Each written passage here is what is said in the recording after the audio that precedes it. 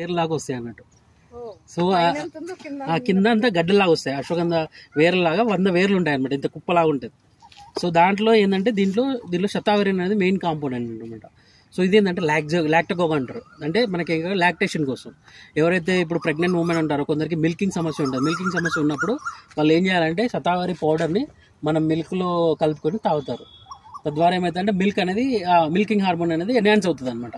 So and also పశువులు కూడా, cattles కూడా ఏమవుతుంది, కొందరికి దానాలో ఏం చేస్తారంటే శతావరి పౌడర్ మిక్స్ చేస్తారు, మిక్స్ చేస్తే సార్ ఇప్పుడు నార్మల్గా ఏం చేస్తారు, ఇంజక్షన్లు ఇస్తున్నారు. అది ఇస్తే ఏమైతే మనకి డేంజర్ అది.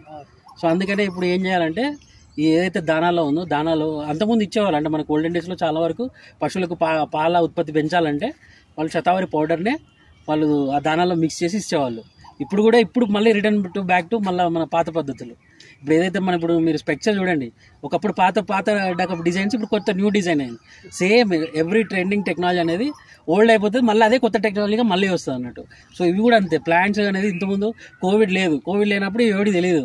ఇప్పుడు కోవిడ్ వచ్చినాక అందరికీ తెలిసింది మెడిసినల్ ప్లాంట్ వాల్యూ ఏందని. సో అట్లా అనమాట. ఇది కూడా ఓల్డెన్ టెక్నాలజీ, కానీ ఇది చాలా మంచి యూస్ఫుల్.